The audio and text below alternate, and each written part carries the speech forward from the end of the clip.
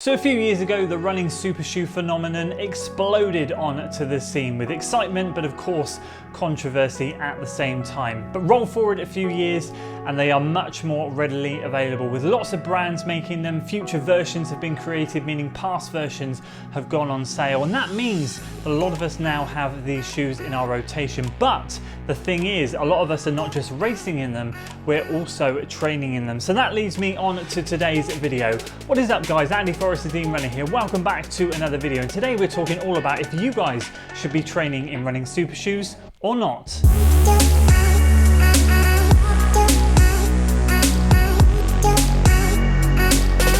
So I do feel like we're living in exciting times right now with all these brands bringing out all of these super shoes, and of course sales happen, discounts happen, and we're able to pick up what used to be shoes that were so far out of reach, it was unbelievable, and so far out of so many people's budgets for less than the price of a new daily trainer, which is great. It levels the playing field and it allows everybody the ability to test out these shoes and add them into our rotation. But of course these super shoes come with a risk, as I'm finding out right now during my training block, and it's something that I want to discuss with you guys today and get your opinion. So if you're excited for today's video, make sure you give it a like, share it with your friends, subscribe to the channel for weekly running content, and we'll kickstart with the why. So why even is there an argument for and against training in running super shoes? Well, ultimately it's a topic of conversation that divides the running world, and it really does come down to personal opinion. And I have to say straight off the bat, there is no right or wrong, but what I hope to do today is share with you guys some thoughts and feedback that I've had, tried and tested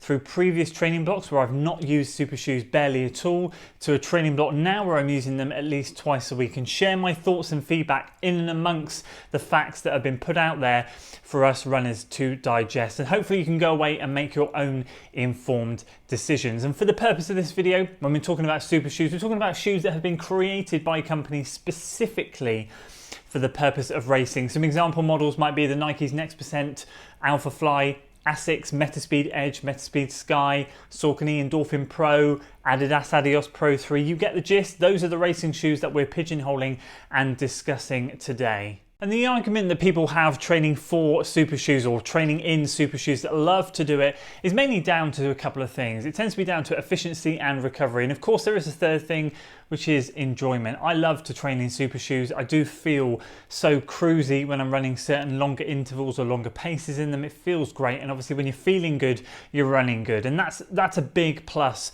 with these super shoes. But of course, efficiency and recovery are the main two factors. In terms of efficiency, it's down to basically the plate, and the foam allows us to be more efficient. Could be the curvature of the plate, could be the placement of the plate within the foam to allow us to be more efficient as we move through the gait cycle, getting that extra propulsion, the shock absorption from the foam, the propulsion from the plate, and that in turn aids us through our gait cycle, meaning that we're far more efficient in that shoe than we might be in something like a daily trainer. And of course recovery, those foams are designed to work with shock absorption, so that takes away a lot of the impact that our legs are feeling, the biggest stack heights that we're seeing up to 40 mil, and some training shoes more recently going well over that, so we can train in them and have even more shock absorption, helping with recovery. All of these factors make them a very appealing shoe to run in. But of course the against argument is going to be that there is quite a big injury risk. And of course there's another side argument, which is,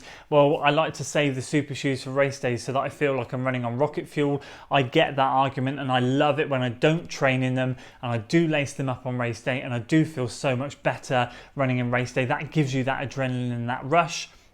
And I often feel like I'm racing really, really smoothly and great in them when I haven't been training in them. But the injury thing, which we're about to talk about shortly in the next section, is a factor that needs to be taken into consideration quite seriously. Because what you have to remember with these rigid carbon plates is it does take away the natural gait cycle. So although they're designed to help us roll through nicely, what they do is, let's say as an example, you land on the outside of your foot, you roll through and you push off on your big toe with a rigid carbon plate under your foot, you're losing that motion or you're limiting that motion and you're not going through what your body would naturally feel as a normal sort of foot strike and push off. You're limiting it or you're nullifying it, and the carbon plate is doing the springing for you, meaning your body's not going through its natural motion. Therefore, different muscles start working in different ways and can often lead to injury. So where do I fall into this argument? Do I sit in the pro camp, or am I against training in carbon plated racing shoes? Well, I've experienced some fantastic benefits over the last few weeks, but I've also experienced something which is really holding me back from pushing forward with my further training in carbon plated racing shoes. So in terms of the benefits, I think in terms of training blocks, I've not had a more efficient training block than I have right now. It's been far from perfect. I've missed sessions, I've had to swap runs round, and I've basically just had to sometimes jumble up my weeks, drop sessions, and just do all sorts of things, which is not something I'm used to because I've had some pretty darn good training blocks. However, the runs that I have been able to do, whether it's marathon pace specific work or whether it's long runs, my efficiency levels have been through the roof. My heart rate on some occasions has been about 10 beats a minute lower than what it has been on certain training blocks in the past. Usually my marathon pace, I'm training in the 160s, and this block I'm very much training in the mid 150s. So it's great to see that I'm feeling so good at my marathon pace, and I've not yet felt a day where my legs have felt too beaten up to go and run the next day. And I attribute that a lot to these shoes. But on the flip side, what I have been suffering for the last 3 or 4 weeks, and something that I'm having to manage through this training block, and it's not horrific, but it's something that I'm very, very aware of. And that is, on my right hand side, I have a tight plantar fascia and a tight calf. Now, this is something that has come about due to me training in these shoes.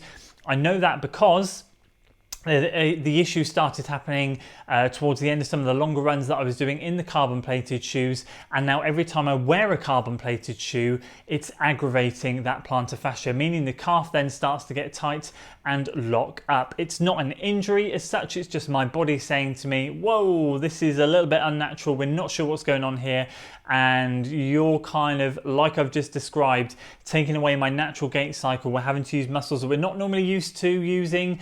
And really a couple of the main muscles in my lower leg, the plantar fascia, a tendon, and then the calf muscle, are kind of getting a little bit aggravated. It's not an issue as such, because by the next day, after I've worked it with the massage gun, ironed in some Pure Sport muscle balm, and of course used my foam roller, it's absolutely fine. There's nothing wrong, and you wouldn't even know that there was an issue. But every time I lace them up and put them on, after about an hour, I'm experiencing this tightness. So it's just something that I'm having to keep being aware of. And also, when I think about the benefits that I'm getting, but now I'm finding this tightness, I have to look at my final 2 weeks of training and go, is this worth the risk? So after a multitude of training blocks, marathon, half marathon, 10K, and now moving to where I didn't use super shoes that much, to now moving to one where I'm using them twice a week, where do I sit in terms of this argument?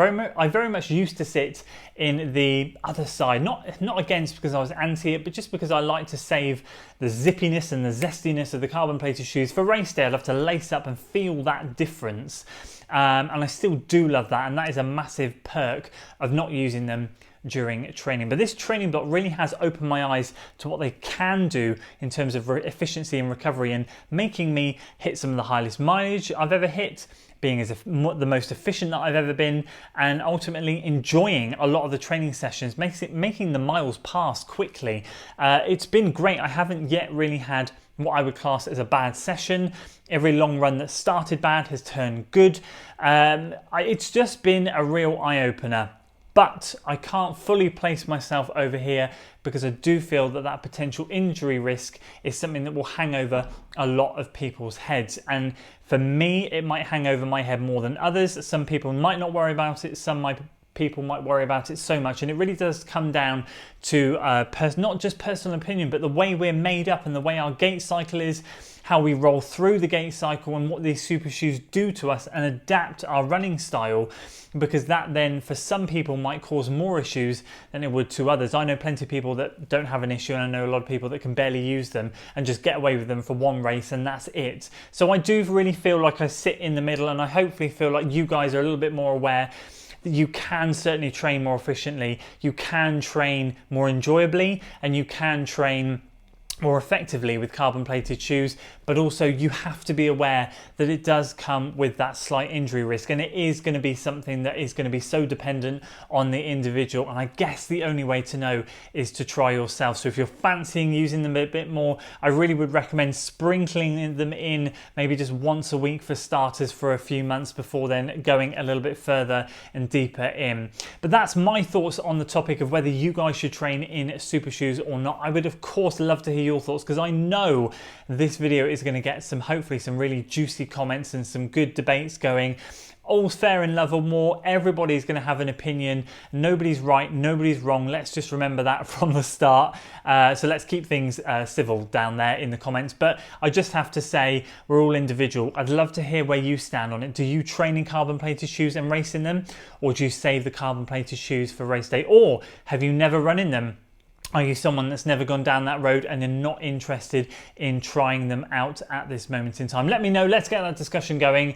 And I appreciate you guys sticking around to the end of the video. If you enjoyed today's topic, guys, please do give it a like, share it with your friends, and subscribe to the channel for weekly running content. And as always, I'll see you on the next one. Until then.